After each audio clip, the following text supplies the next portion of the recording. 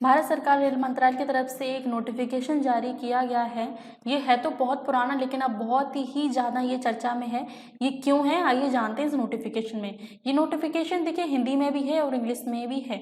ऊपर इंग्लिश में है और नीचे हिंदी में है। तो आइए जानते हैं नोटिफिकेशन में आखिर ऐसा क्या है जो इतनी चर्चा में है। सबसे पहले देखिए ध्यानाकर्षण क्या है, यानी कि ध्यान देने वाली बात क्या है। रेलवे में लेवल 1 की नौकरियों के लिए शैक्षणिक योग्यता के बारे में इस नोटिफिकेशन में चर्चा की गई है।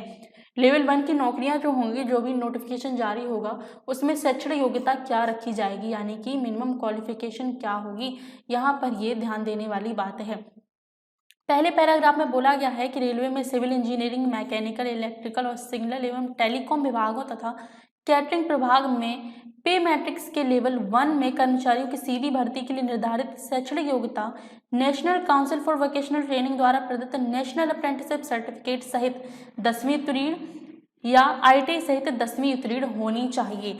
आपको शॉर्ट में समझा देते हैं कि इन्होंने अपने नोटिफिकेशन में बोला है कि अब जो वैकेंसी आएंगी उसमें हम 10th प्लस, जिन स्टूडेंट्स ने 10th किया हो और उनके पास नेशनल अप्रेंटिसशिप का सर्टिफिकेट हो, वो स्टूडेंट्स इसमें अप्लाई कर सकते हैं। शैक्षणिक योग्यता, पूरा का पूरा जो मेन टॉपिक है वो क्या है, शैक्षणिक योग्यता के बारे में बात की गई है। 10th प्लस NAC होना चाहिए और 10th होना चाहिए, और जिन्होंने यानी कि अप्रेंटिसशिप नहीं किया है, केवल ITI की है, तो वो भी स्टूडेंट्स, ITI के स्टूडेंट्स भी अब इसमें भाग ले सकते हैं, यानी कि अप्लाई कर सकते हैं। रेलवे अब पूरा पूरा प्रमोट कर रहा है ITI के स्टूडेंट्स को, तो इन्होंने भी एक अपडेट किया है कि अब हम ITI के स्टूडेंट्स को भी लेंगे, यानी कि ITI के स्टूडेंट्स भी इसमें अप्लाई कर सकते हैं। ये क्वालिफिकेशन अब रहने वाली है रेलवे ग्रुप डी की लेवल 1 की नौकरी के लिए। ठीक है, अब सेकेंड पैराग्राफ पढ़ लेते हैं क्या है। रेलवे के तकनीकी विभागों में लेवल 1 के कर्मचारियों की सीधी भर्ती के लिए रेलवे बोर्डों द्वारा केंद्रित रोजगार सूचना क्रमांक 02/2018 एवं RRC 01/2019 के तहत क्रमशः फरवरी 2018 एवं मार्च 2019 में प्रकाशित अधिसूचित पदों रिक्तियों के लिए इस निर्धारित शैक्षणिक योग्यता में छूट दी थी इन्होंने, जब 2018-19 में वैकेंसी निकाली। दीजिए 2018-19 से 4 साल हो गए हैं। ठीक है, 4 साल से आपकी कोई वैकेंसी नहीं आई है। मैं क्या लिख रही हूँ, 4 साल से आपकी कोई वैकेंसी नहीं आई है, तो डेफिनेटली आएगी। चुनाव भी है इसलिए भी ये चर्चा में है, और ITI के स्टूडेंट्स को भी लिया जा रहा है इसलिए भी चर्चा में है। तो दो बहुत ही बड़े कारण हैं, क्योंकि ITI स्टूडेंट्स हर साल लाखों करते हैं, लाखों स्टूडेंट्स हर साल ITI करते हैं, लेकिन उनको कोई ज़्यादा रास्ता दिखाई नहीं देता है सामने, तो वो क्या करते हैं कि प्राइवेट जॉब चुन लेते हैं। लेकिन अब गवर्नमेंट जॉब, खासकर रेलवे बहुत सारे दरवाजे खोल रहा है ITI स्टूडेंट्स के लिए, उनमें से है कि ये ग्रुप D। ठीक है, तो इन्होंने देखिए 2018-19 में एक छूट दी थी कि हम 10th, केवल ITI तब नहीं था, 10th प्लस NAC के जो स्टूडेंट्स हैं, यानी कि अप्रेंटिसशिप जिनके पास है वो अप्लाई कर सकते हैं, यानी कि मिनिमम क्वालिफिकेशन तब थी 10th क्लास।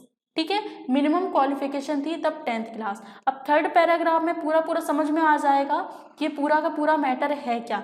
इन्होंने थर्ड पैराग्राफ में, देखिए आप पढ़ लीजिएगा, मैं थोड़ा शॉर्ट में आपको बता देती हूँ। थर्ड पैराग्राफ में ये लिखा है कि 2019 के बाद, यहाँ पर ये देखिए, लेवल 1 में भविष्य में होने वाली भर्तियों जिनकी सूचना 15/6/2019 के बाद जारी होगी, उसके लिए न्यूनतम शैक्षणिक योग्यता नेशनल वोकेशनल फॉर ट्रेनिंग द्वारा प्रदत्त नेशनल अप्रेंटिसशिप सर्टिफिकेट सहित 10वीं उत्तीर्ण या ITI सहित 10वीं उत्तीर्ण होगी।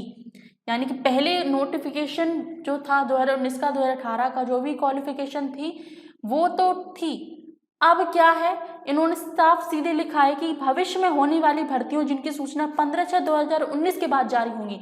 अब तो भैया देखो 2019 के बाद तो कोई वैकेंसी आई ही नहीं है, अब आएगी, तो अब जो वैकेंसी आएगी उसमें आपकी शैक्षणिक योग्यता क्या होनी चाहिए, 10वीं पास प्लस नेशनल अप्रेंटिसशिप सर्टिफिकेट, यानी कि अप्रेंटिसशिप का सर्टिफिकेट और 10वीं पास और ITI, यहाँ पे ITI है, T है, ठीक है, ITI, यानी कि अगर आपने 10वीं किया है और अप्रेंटिसशिप का सर्टिफिकेट तो भी आप अप्लाई कर सकते हो, और 10वीं किया है अप्रेंटिसशिप नहीं किया है लेकिन ITI किया है तो भी आप इसमें अप्लाई कर सकते हो। सभी भावी उम्मीदवार तदनुसार अपने आप को तैयार रखें, यानी कि जो भी चाहते हैं कि हम रेलवे में जॉब करें, खासकर गवर्नमेंट जॉब करें तो उनके लिए बहुत ही शानदार मौका है। नोटिफिकेशन में भी लिखा है कि सभी भावी उम्मीदवार तदनुसार अपने आप को तैयार रखें। ठीक है, तैयारी शुरू कर दीजिए।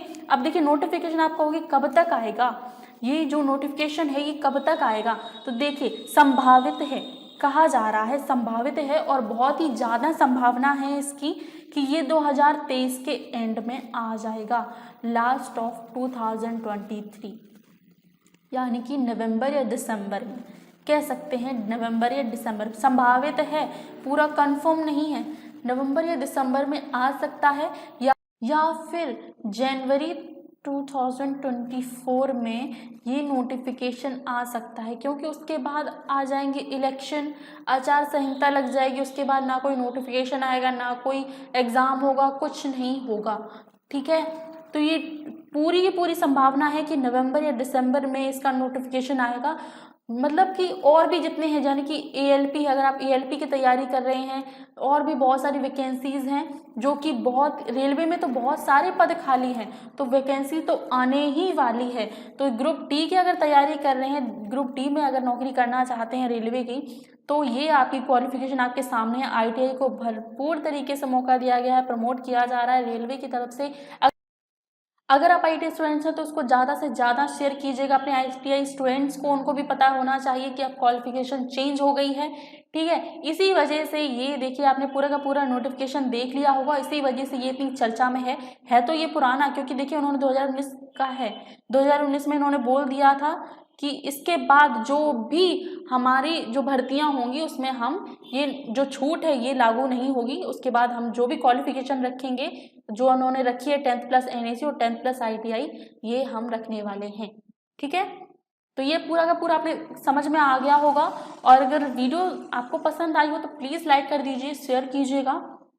चैनल पर नए हैं और चैनल को सब्सक्राइब नहीं किया अभी तक तो कर दीजिएगा। ऐसे ही अपडेट्स, आपको हर एक अपडेट आपको मिलेगी। ठीक है, सिलेबस अगर आप जानना चाहते हो, ग्रुप डी का सिलेबस क्या होता है, ALP का सिलेबस क्या होता है, तो उसके लिए आपको ज़्यादा से ज़्यादा कमेंट करना होगा, ज़्यादा से ज़्यादा शेयर कीजिए, कमेंट कीजिए। आपको सिलेबस भी डिस्कस करेंगे कि कौन कौन सा सिलेबस, आपको कौन कौन से टॉपिक, मैथ में क्या टॉपिक पढ़ना है, रीजनिंग में क्या टॉपिक पढ़ना है, ये सारी चीज़ें हम डिस्कस करने वाले हैं। तो प्लीज़ चैनल को सब्सक्राइब करना मत भूलना, शेयर जरूर कीजिए और लाइक तो एक बनता है। ठीक है, लाइक इसको जरूर कीजिएगा।